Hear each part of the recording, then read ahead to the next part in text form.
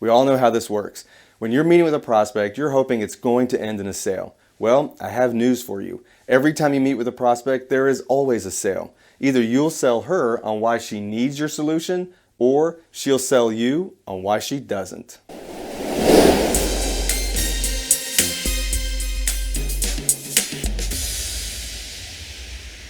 Every meeting you have with a prospect has the same objective: to help you move closer to the next step in the sales cycle. Or, as Neil Rackham puts it in his book, Spin Selling, to help you advance the sale towards a yes. While the specific objective for each meeting will vary for every industry, market, and prospect, as well as where you are in the sales cycle, generally speaking, every meeting with the prospect should achieve these three key steps: building and expanding rapport, the 3 stages of sales fit, and setting a date and time for the next meeting.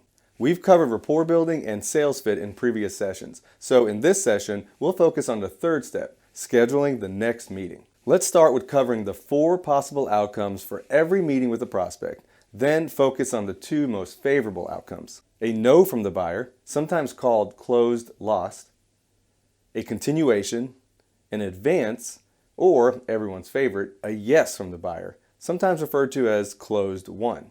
We'll start with an outcome of no from the buyer.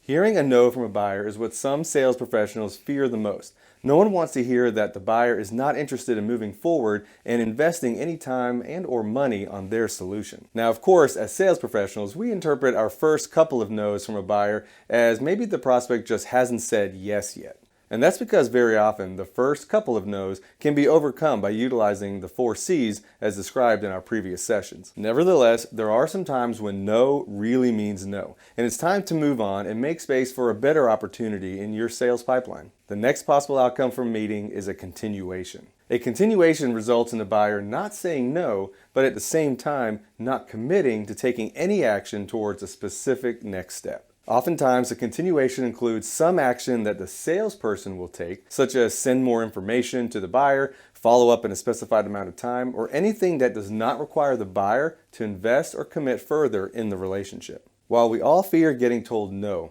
in reality, a continuation is actually worse.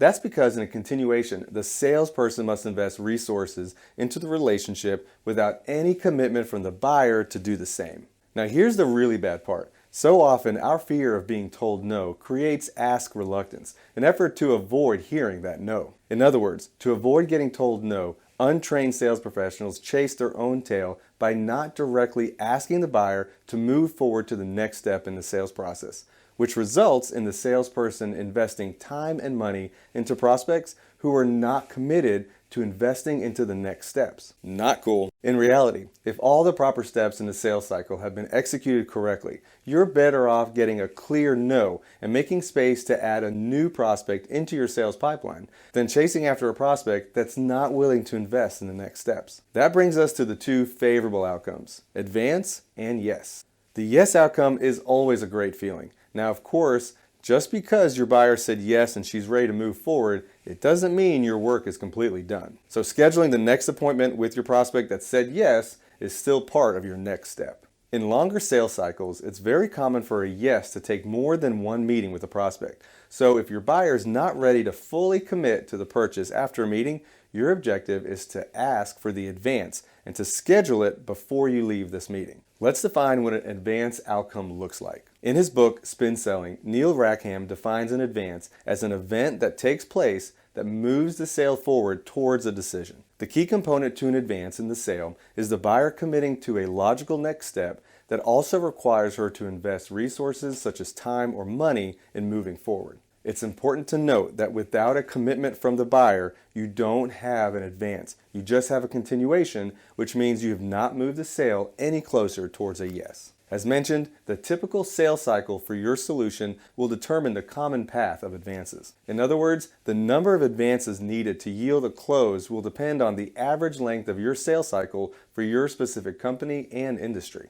For example, in sales cycles that typically result in a close from a single meeting, an advance could occur 1 or more times in that meeting, and that one meeting could even result in a close. On the other hand, in longer sales cycles, you could have just 1 advance per meeting until each step in the sales cycle is covered thoroughly enough to appropriately ask for the sale and get a yes. Assuring that each prospect meeting achieves the 3 key objectives, as well as being aware of the 4 possible outcomes of a meeting, are the first steps in creating your strategy for each prospect meeting that you lead. Now, before we dig into the details of how to select the best advance for your next meeting, let's recap the key points from this session.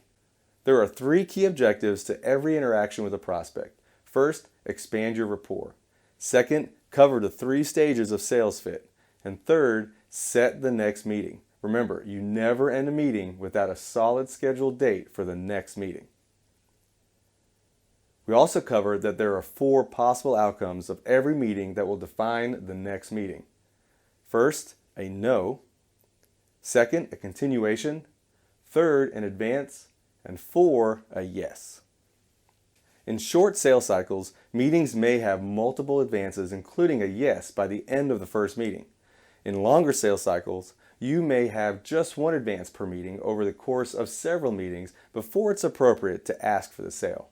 Now that you understand the 4 possible outcomes from every meeting you'll have with a prospect, it's clear to see why it's so important to define the next meeting objective you want to achieve for each one in order to minimize chasing your own tail and dragging out the sales cycle longer than necessary. In our next session, we'll identify the 3 most common types of advances and how to ask for them.